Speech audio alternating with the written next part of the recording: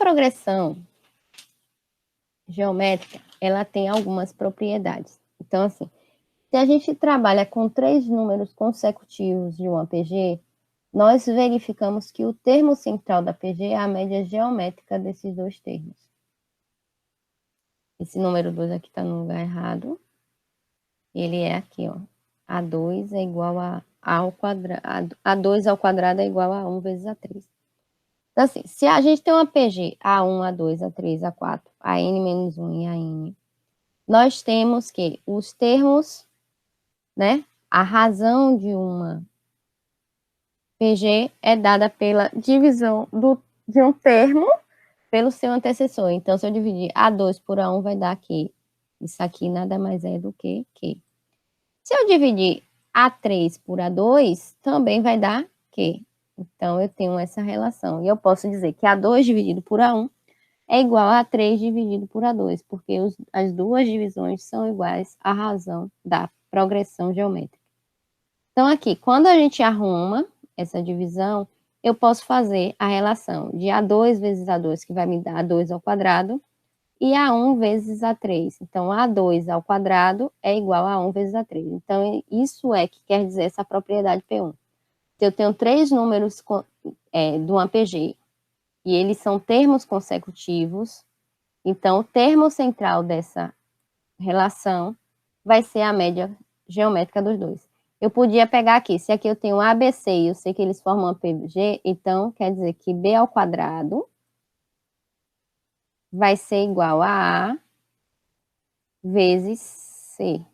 No caso aqui, o B foi A2, né? Porque eu peguei a sequência A2, A1, A1, A2 e A3. O A foi A1 e o C foi o valor de A3. Então, nós temos essa relação que foi definida aqui. Vamos fazer um exemplo para vocês observarem. Então, eu tenho que eu quero achar x, tá o quê? X menos 4, x e x mais 8 sejam 3 termos consecutivos de uma PG. Então, o meu termo central aqui é x. Então, pela definição anterior aqui, eu sei que o termo central ao quadrado é igual ao primeiro termo vezes o terceiro termo. Então, x ao quadrado vai ser igual a x menos 4, que é a 1,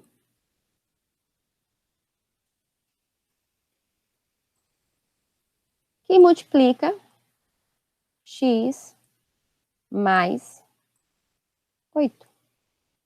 Então, eu vou fazer aqui a relação, né?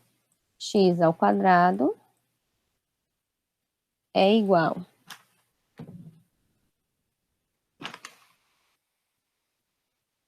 x que multiplica x vai ficar x ao quadrado, né? Que eu venho aqui, vou fazer x vezes x, vai ficar x ao quadrado. X que multiplica mais 8 vai ficar mais 8x. Menos 4 que multiplica x vai ficar menos 4x. E menos 4 que multiplica 8 vai ficar menos 32. E aí eu resolvo essa expressão para a gente poder depois estar simplificando. Então, multipliquei menos 4 por x e menos 4 por 8. X ao quadrado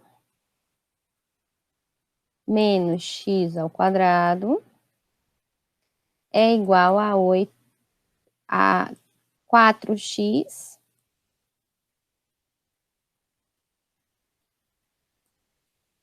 menos 32.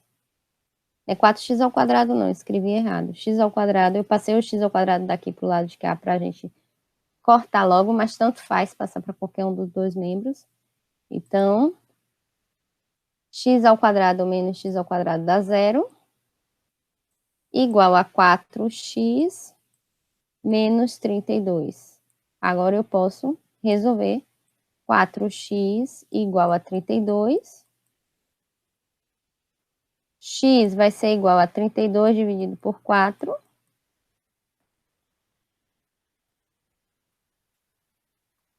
x vai ser igual a 8. Aí eu preciso achar quem é o primeiro termo e quem é o quarto termo. Então, se eu tenho que x é igual a 8, x menos 4 vai ser igual a 8 menos 4, que é igual a 4. E o terceiro termo é x mais 8, que vai ser 8 mais 8, que é igual a 16. Então, os primeiros termos, né, esses três termos consecutivos da PG, são dados por 4, 8 e 16. Então, nós temos essa relação aí dos termos da PG.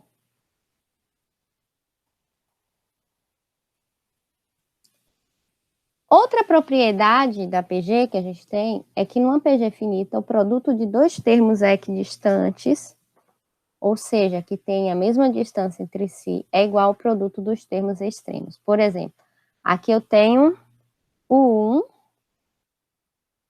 que é um extremo,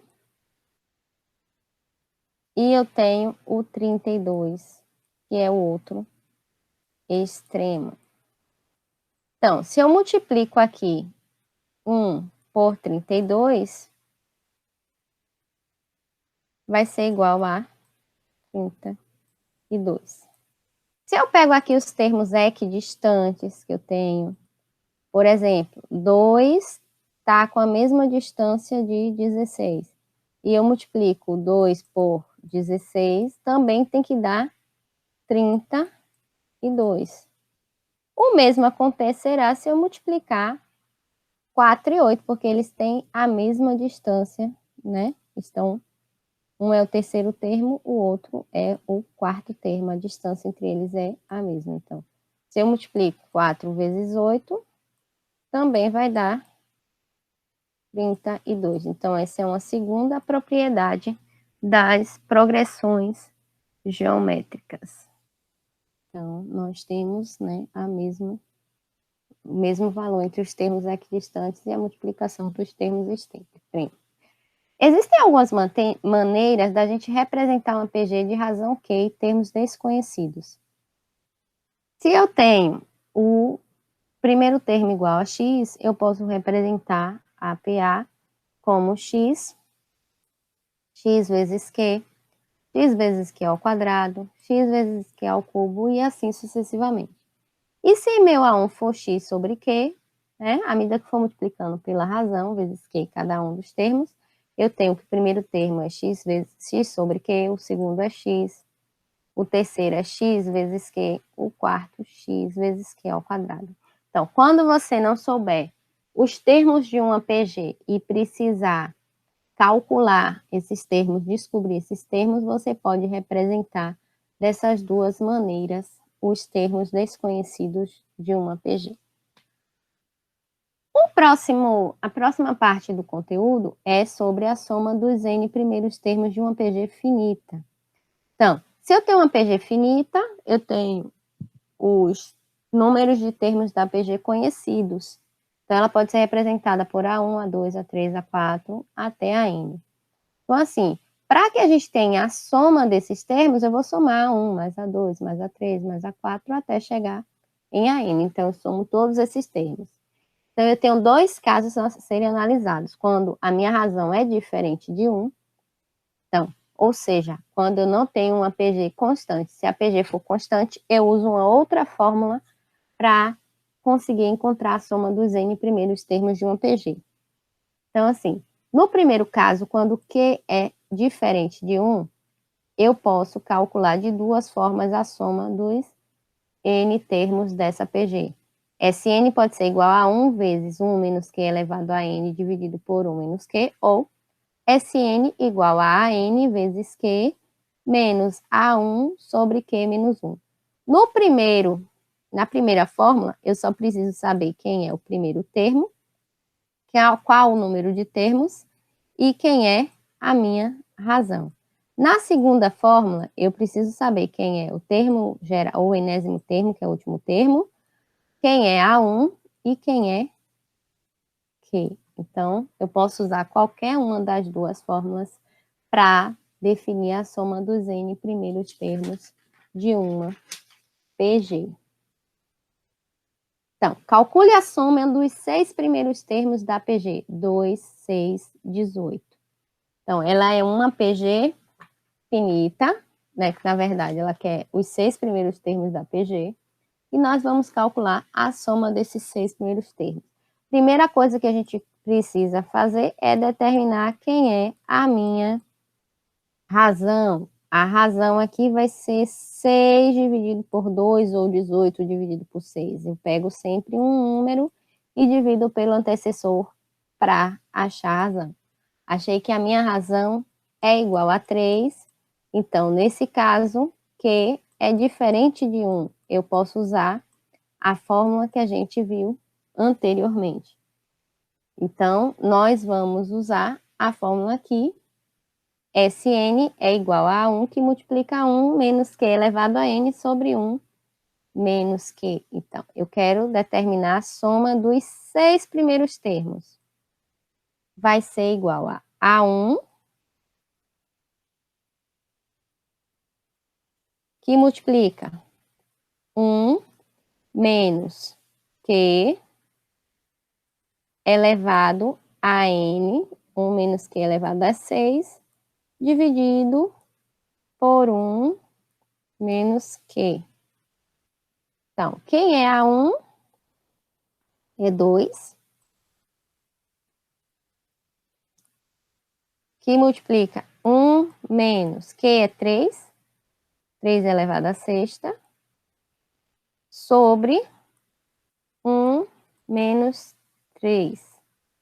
Então, nós temos que S6 vai ser igual a 2, que multiplica 1 menos 729, dividido por menos 2, porque 1 menos 3 é igual a menos 2.